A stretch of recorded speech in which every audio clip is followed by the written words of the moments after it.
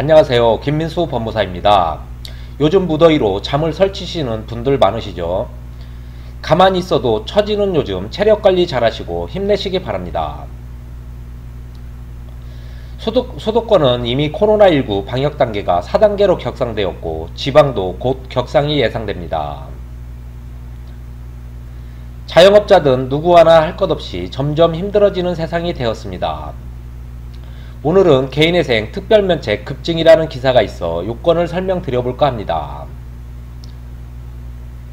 개인회생이 진행 중인 가운데 코로나19로 인한 폐업 실직 등으로 변제금을 납입할 여력이 없어 특별면책을 신청하는 사례가 늘고 있다고 합니다.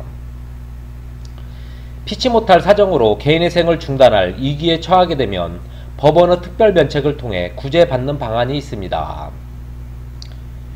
이는 코로나19로 인한 폐업, 실직, 이혼 등이 영향을 준 것으로 분석됐습니다.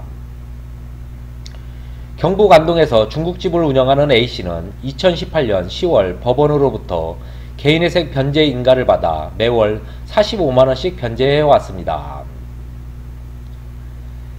A씨는 지난해 초 코로나 사태가 터지면서 한 달에 한 명의 손님도 받지 못하는 극심한 경영난을 겪었습니다.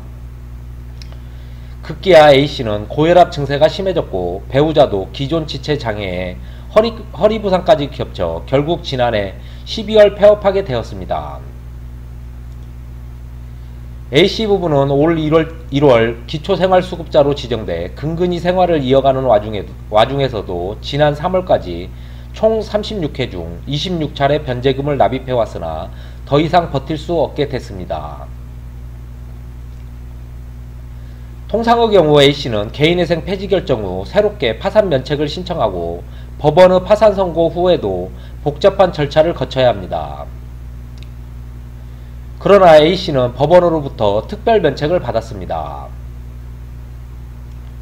경남 사천에 사는 B씨는 2019년 6월 개인회생 변제 인가를 받아 향후 36개월간 매월 80만원을 갚기로 했습니다. 이후 부인과 이혼한 뒤 두 아들을 부양해 왔습니다. 코로나가 유행하기 시작한 지난해 3월에는 다니던 직장까지 그만뒀고 11월에야 기초생활수급자로 지정됐습니다. 어려운 형편에도 변제금 납입을 연체하지 않았던 B씨는 올 1월 더 이상 버티지 못하고 특별면책을 받았습니다. 개인회생 중 변제금을 더 이상 납입할 수 없어 중도 포기할 경우 법원의 개인회생 폐지 결정, 파산면책 신청, 파산 후 파산관계인 선임, 조사, 이해관계인의 이해기간 설정 등 복잡한 과정을 거치고 여러 건의 서류를 다시 제출해야 합니다. 하지만 특정 요건을 갖출 경우 이 같은 복잡한 과정을 거치지 않고 막바로 특별면책을 받을 수 있습니다. 요건을 보겠습니다. 채무자가 책임질 수 없는 사유로 인해 변제를 완료하지 못하였을 것. 두 번째, 변제 금액이 파산 신청 시 청산가치보다 많을 것. 세 번째, 변제 계획의 변경이 불가능할 것 등 이 세 가지 요건을 갖추어야 합니다. 특별면책을 신청하기 위하여 일부러 실직 상태를 만드는 것과 같은 사유를 방지하기 위해 당사자의 책임질 수 없는 사유가 발생하여야 합니다. 개인회생 인가 시 재산 목록에 기재된 청산가치보다 현재 납부한 변제금이 그 이상 되어야 합니다. 변제 계획의 변경이 불가능하여야 하는데 이 뜻은 직장을 이직하여 급여가 줄었다면 변제 계획을 수정하여 변제금을 줄이는 신청을 해야지 특별면책 대상이 아니라는 뜻입니다.